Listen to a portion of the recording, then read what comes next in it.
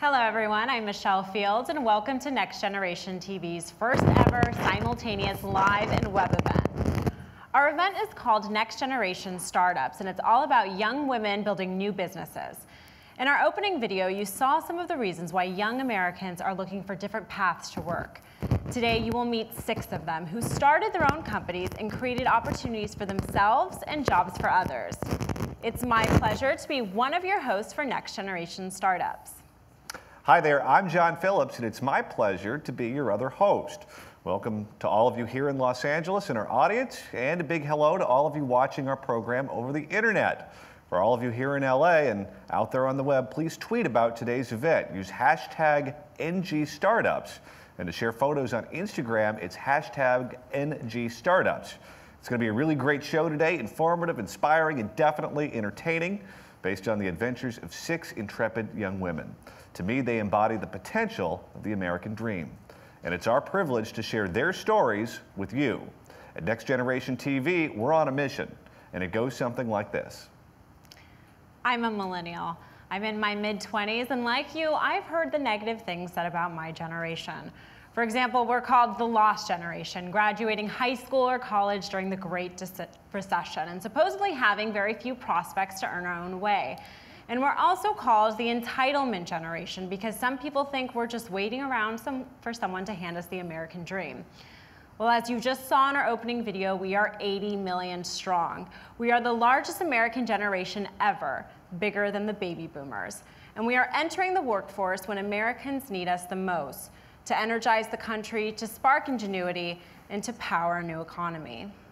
As I said, at Next Generation TV, we're on a mission to stand up for this next generation, to spotlight its best and brightest, and to show how they're changing our world.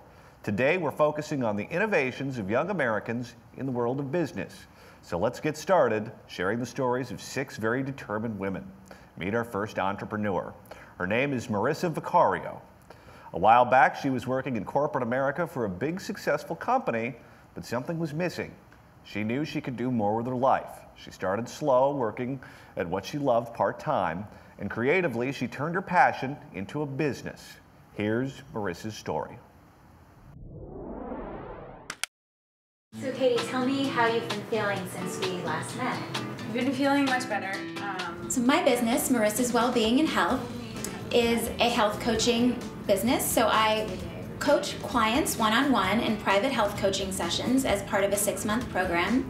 I also do blogging, I do videos, how-tos, different health and wellness tips, and I do virtual meal planning as well. My name is Marissa Vicario. I'm a certified holistic health coach and the founder of Marissa's Wellbeing and Health. I was working in corporate America and I was very unhappy and unfulfilled in my job.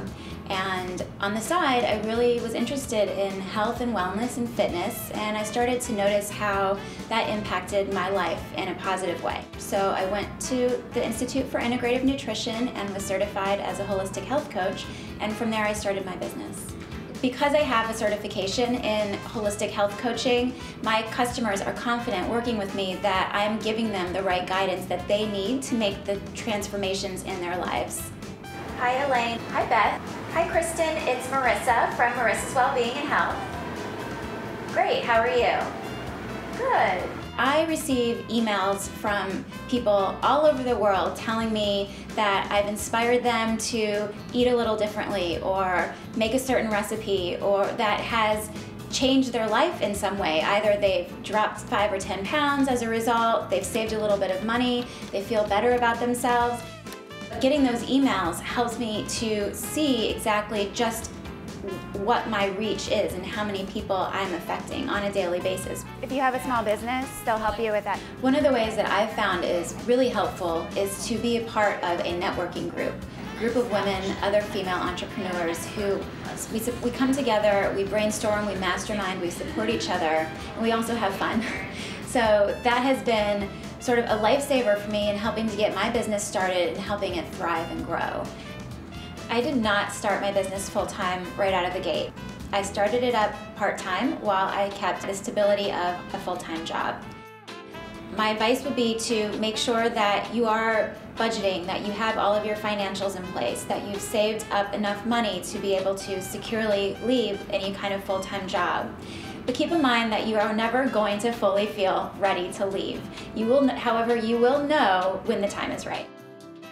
One of the biggest challenges that I had getting my business started and being an entrepreneur full-time was getting my friends and family on board with what I was doing. But I found that when I looked inside, it was that I didn't believe in myself. And so for them to believe in me was an uphill battle. Once I started believing in myself and what it was that I was doing and was confident with starting my own business, then they were on board too.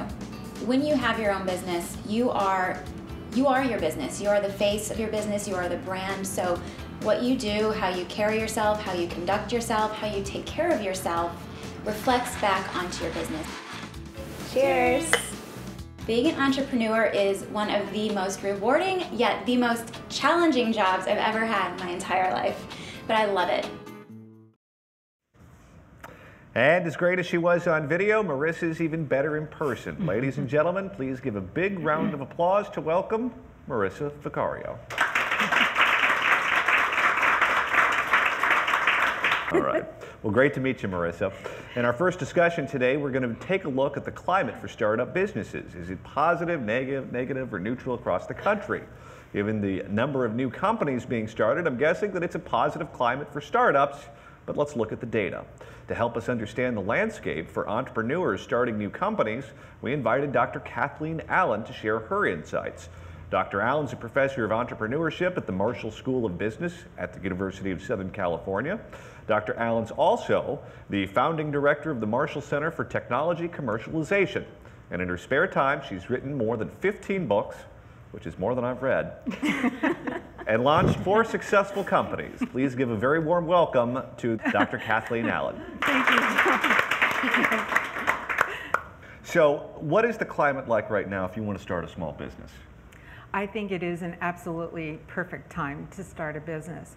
And I say that not because of the data that you showed in the opening video where it showed the high unemployment rate for millennials, but because today there are more resources available for entrepreneurs than there have ever been in the past.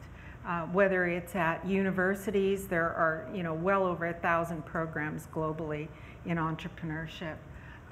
Or whether it's the accelerators and incubators and other groups that help young entrepreneurs get a start. It's an amazing time. I know it was never like this when I started my first business, so I would say it's great.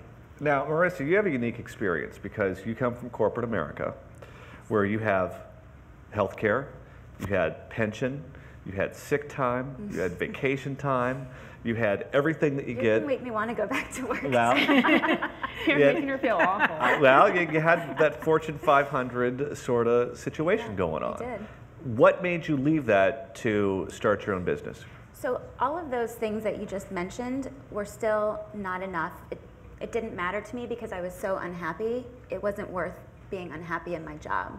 I just always knew deep down, not only did I have an entrepreneurial spirit, I always knew deep down that I really wanted to do something meaningful with my job and my career and make a mark in this world somehow. And the more unhappier I became, I realized that the job that I was doing in corporate America was not aligned with that purpose. Were you worried that when you rolled the dice and started your own business that it wouldn't work out?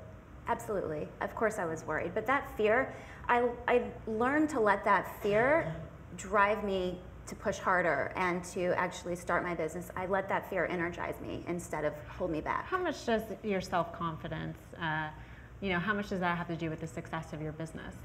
It's crucial. Like I said in the video, you have to believe in yourself first, because if you don't, nobody else around you will, and it will show. You are the face of your business.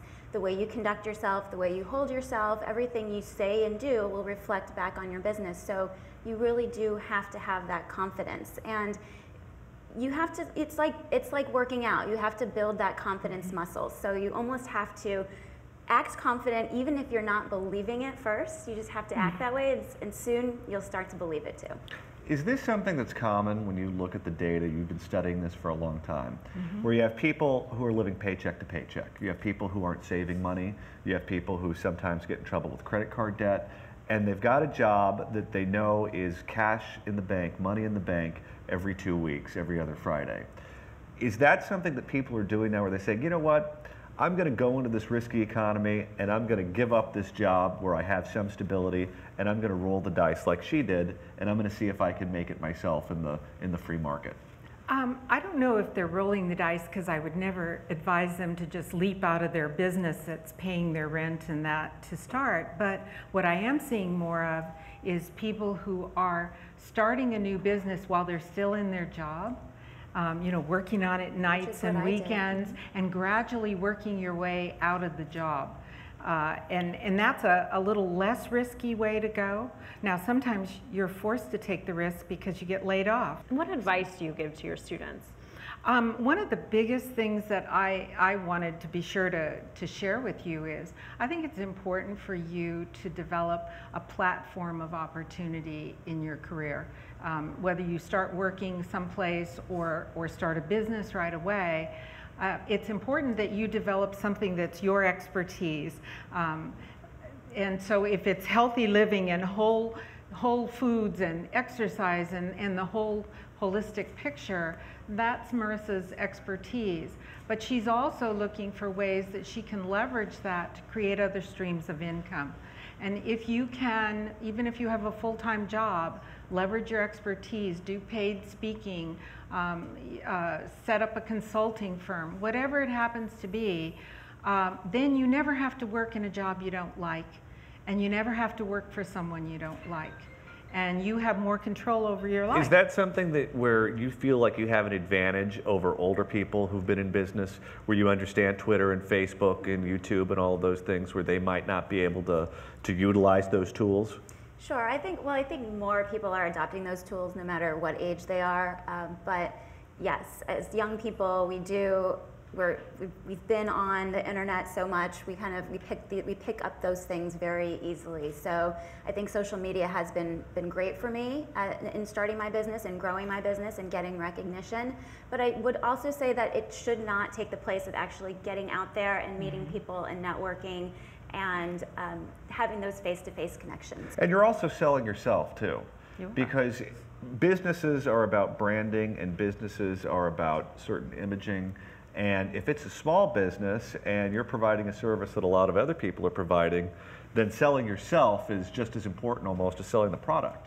It is, and to the extent that you are authentic about who you are, and people can see that when they meet you, when they read your materials, when they come to your place of business, that's a huge competitive advantage. That's something you can't replicate. Would you agree with that? Absolutely, you have to be yourself. Don't try to replicate anybody else's business model or do what other people are doing. Just be you, be natural, and people will gravitate toward you and what you're offering. All right, well, Marissa, thanks so much for stopping by. Thank you for Appreciate having it. me. It's been great. Kathy,